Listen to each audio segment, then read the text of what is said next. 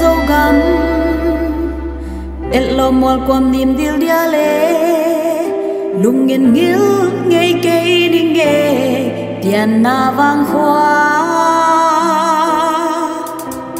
sim lên mà là ghi bang ki khen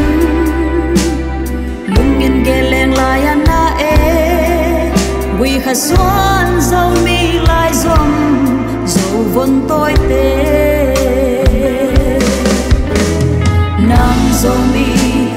cây dâu mi thằng hậu lệ liên đâu nào bằng hạt sắn nốt na chúa không đi lung nghi đi ghé ngây ngô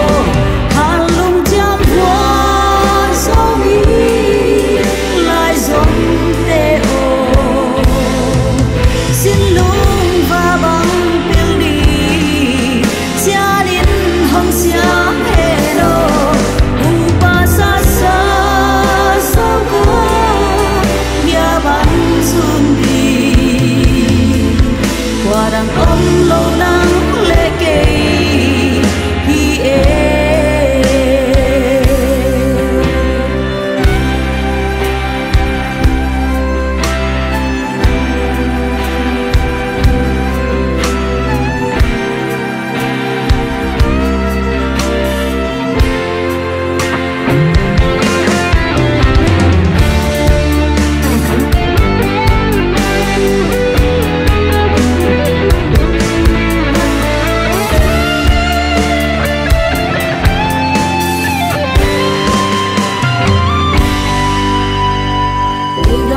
xin ta gấm lấy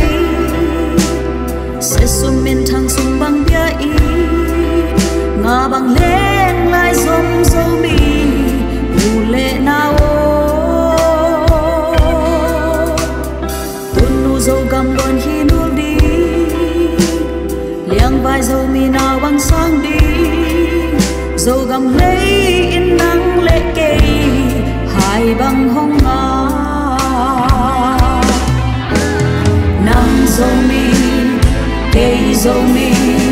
thằng hậu lệ liên đâu nào bằng hạt sắn nốt na chúa không đi